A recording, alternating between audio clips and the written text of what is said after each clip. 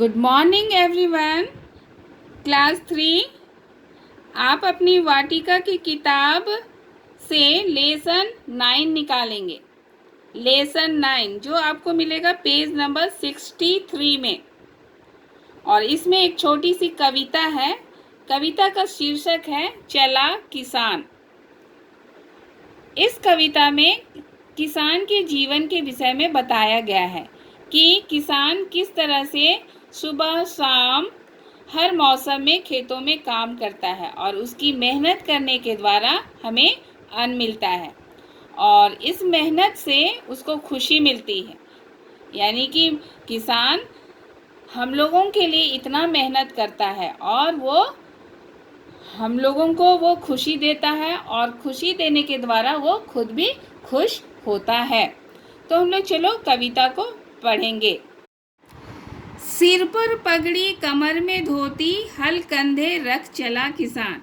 यहाँ पर किसान के पहनावे के विषय में बताया गया है, उसकी वेशभूषा कैसी है। सिर पर पगड़ी है और कमर में धोती है और वो हल कंधे पर रखकर खेतों की ओर चला जा रहा है, जैसे यहाँ पर दिखाया गया है आपको चित्र में, है ना। सिर में पगड़ी है और कमर में धोती और कंधे में लेकिन एक गमछा भी दिखाया गया है यहाँ पर, है ना। तो इस तरह से किसान का पहनावा होता है और वो अपने खेतों की ओर निकल पड़ता है। बैल चल रहे आगे आगे लगते बिल्कुल सीधे सादे, धरती माँ की किस्मत जागे खेती करने चला किसान हल कंधे रख चला किसान।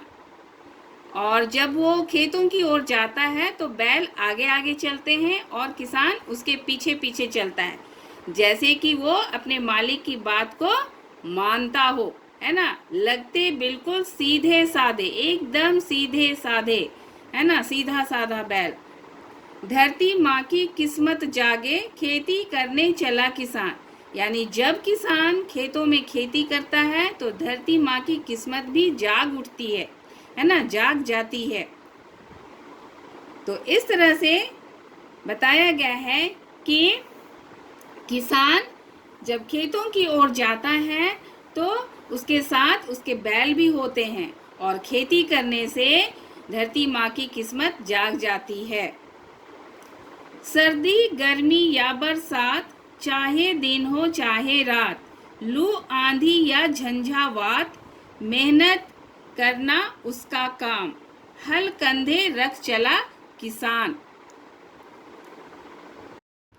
किसान किसी भी मौसम को नहीं देखता है, चाहे वो सर्दी हो, गर्मी हो या बरसात हो, वो हर मौसम में अपने काम में लगा रहता है। चाहे दिन हो चाहे रात, वो दिन रात किसी भी चीज की परवाह नहीं करता है। चाहे लू चले, गर्मी के मौसम में जो गर्म हवा चलती है उसे लू कहते हैं, तो लू के थप्पड़ों को भी वो खाता है। आंधी या झंझावात या आंधिया या तूफान आए, वो किसी भी चीज की परवाह नहीं करता है।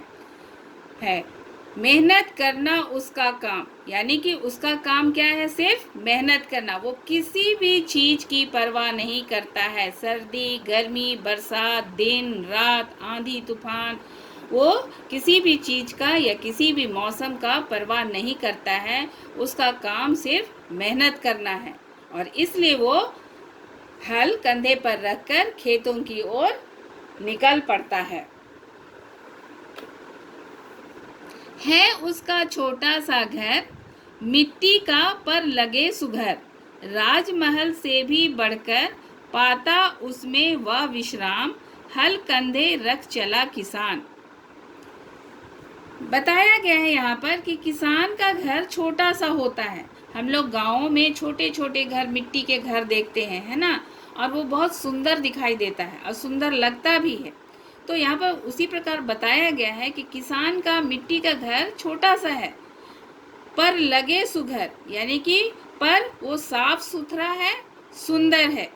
राजमहल से भी बढ़कर पाता उसमें वह विश्राम, यानी राजमहल में जो ऐशो आराम मिलता है उसी प्रकार उसके मिट्टी के घर में, उस छोटे से घर में वो उसे ऐशो आराम मिलता है और वह वहाँ पर विश्राम करता है, यानी कि वो आराम करता है। इस तरह से वो किसान के जीवन के विषय में बताया है कि किस तरह से वो छोटे से घर में रहता है, फिर भी वो सुकून से रहता है। वो किसी से शिकायत नहीं करता है, केवल उसका काम है मेहनत करना, और इसलिए वो हल कंधे पर रखकर खेतों की ओर निकल पड़ता है। खुश हो जी भर छेड़े तान, हल कंधे रख चला किसान। और वो जब काम करता है, मेहनत करता है, तो वो खुश होकर करता है, कुड़कुड़ा कर नहीं करता है ना।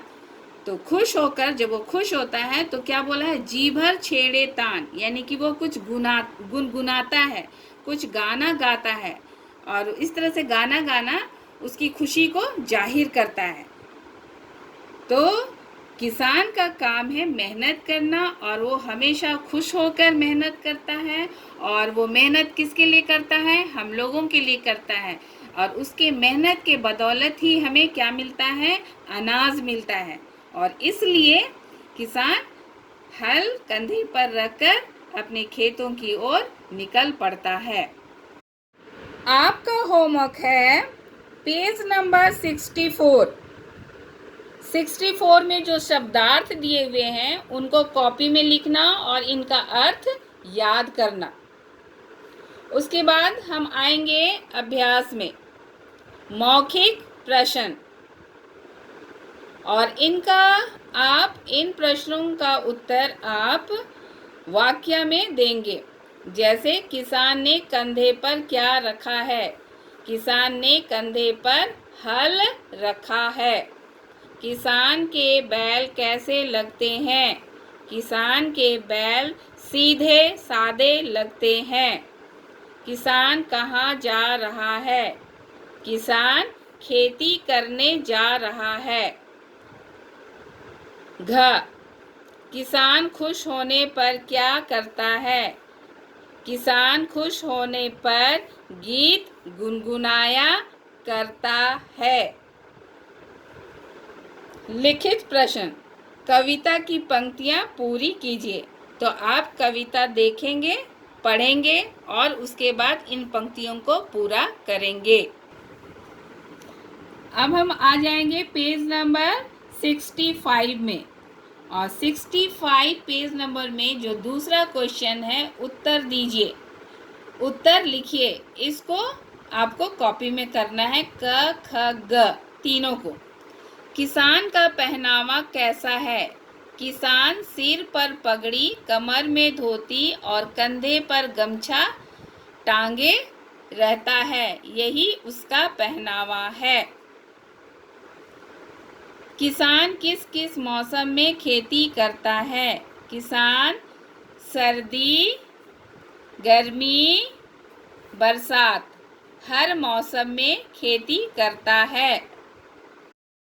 ग, किसान को अपना घर कैसा लगता है, किसान को अपना घर राजमहल जैसा सुंदर और आरामदायक लगता है।